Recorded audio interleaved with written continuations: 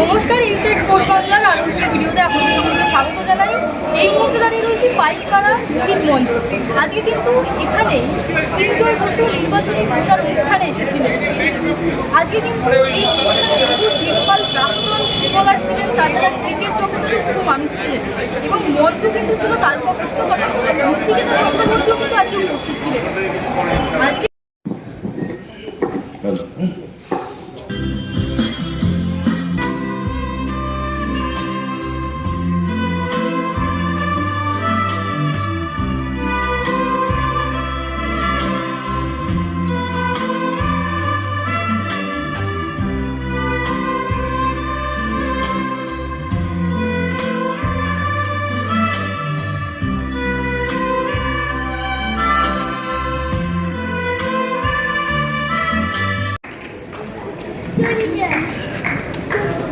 দেখুন, আমি এমন একটা প্রফেশনের মধ্যে থাকি, খেলা দেখা আমার হয় না। আমি ইস্ট বেঙ্গলও নেই, আমি মোহনবাগানও নেই, কারুর দলে নেই, তবে হ্যাঁ, আমি টুম্পাইয়ের দলে। আমি টুম্পাইকে ভীষণ ভালোবাসি, আজ নয় অনেক দিন থেকেই। ওর মতো ভালো অ্যাডমিনিস্ট্রেটর আমি খুব কম দেখেছি। খুব জোরে কথা বলে না, সবার সাথে নিচু হয়েই কথা বলে, কিন্তু যেটা বলে সেটা অনিবার্য বলে, এবং এটা আপনারা মাথায় রাখবেন। ওর মতো অ্যাডমিনিস্ট্রেটর আপনারাও পাবেন না, আমি তো পাইনি। সুতরাং আজকে আমি টুম্পাইয়ের জন্য এসেছি, স্বতঃপ্রণোদিত হয়ে এসেছি। আমি নিজেই এসেছি, আমি টুম্পাইকে এত ভালোবাসি। বসতি আবার উঠবে গড়ে, আকাশ আলোয় উঠবে ভরে, জীর্ণ মতবাদ সব ইতিহাস হবে, পৃথিবী আবার শান্ত হবে। একদিন ঝড় থেমে যাবে, পৃথিবী আবার শান্ত হবে। আশাবাদী তো সবসময় আমরা আছি, আর আমার মনে হয় কি খুব ভালো লোক। টুম্পাইদা আমার খুবই প্রিয় লোক, আর বহু বছর ধরে ওনার সাথে রিলেশন আছে আমার, আর এই রিলেশন কন্টিনিউ থাকে। আর আমার সমর্থন সবসময় টুম্পাইদার সাথে ছিল আর থাকবে। কাউকে সমর্থন করার মানে নয় কারোর বিরোধিতা করা।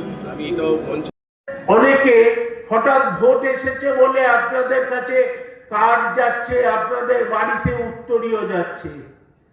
আজকে হঠাৎ তাদের মনে পড়ছে যে 50 বছরের ঊর্ধ্ব যারা মেম্বার আছে তাদের সংবর্ধনা দেওয়া উচিত।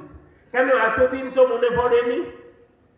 আমি যখন বলেছি যে এখন ভোটের আগে এটা করার কি দরকার, যে সামনে যদি তারা জিতে আসে, 29শে জুলাই আছে, সেদিন সংবর্ধনা দিই, তাতে খুব গায়ে লেগেছে।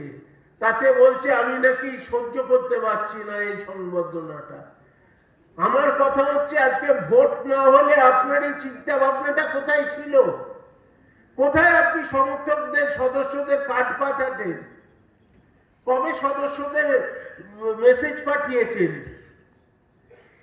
ওনার একটা সুবিধে আছে, উনি পেছনে বসে থাকেন, বাকি সবাইকে উনি ভিক্টিমাইজ করেন, সবাইকে বলেন তোমরা গিয়ে বলো।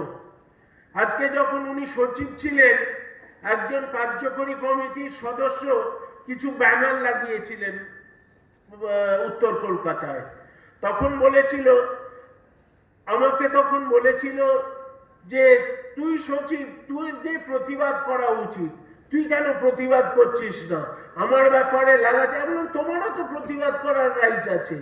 না, আমি ভালো থাকবো সবার কাছে, বাকিরা সবাই খারাপ হোক। দেখুন, আজকে আমরা একটা মোহনবাগানে নির্বাচন করছি। আমার মনে হয় না মোহনবাগানে নির্বাচন করাটা কোথাও খারাপ একটা বিষয়, কিন্তু আজকে আমরা সবাই ভুলে যাচ্ছি আমরা মোহনবাগানি। আমাদের মধ্যে কোনো কাদা ছিটাছিটি বা মিথ্যে কথা বলা উচিত নয়, কারণ আমরা নিজেরা তো আজকে একটা ইলেকশন হচ্ছে, কালকে তো আবার একসাথে করে ক্লাব করব। এমন একটা পরিস্থিতি কেন করা হচ্ছে যেখানে আমরা কালকে আগামী দিনে দুজনকে দেখলে দুজনে মুখ ঘুরিয়ে নেব?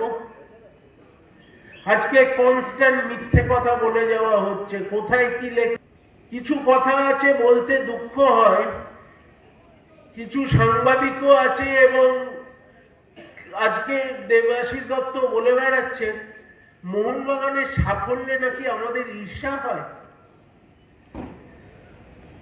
মানে এটা কোনো সুস্থ পাগল লোক, মানে অসুস্থ পাগল লোক এই কথাটা বলবে না। একটা ভোটের জন্য এইভাবে এত নিচুতে নামা কোনো মোহনবাগানের উচিত নয়।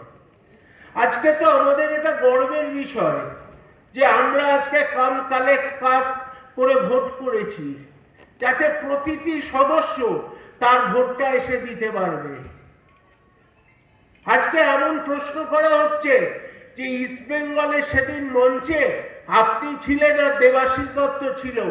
দেবাশিস দত্ত তো মোহনবাগান সচিব হিসেবে ছিল, আপনি কি তাহলে ইস্ট বেঙ্গল সমর্থক হিসেবে ছিলেন? এটা একটা প্রশ্ন। আজকে সাংবাদিকতাও কোথায় নেমে গেছে যে আমি আজকে একটা কাগজের সংবাদপত্রের এডিটর হয়েও ভাবছি যে এই প্রফেশন যদি না চেঞ্জ করে আগামী দিনে সাংবাদিক হওয়াটাও মানুষ আর সহ্য করবে না।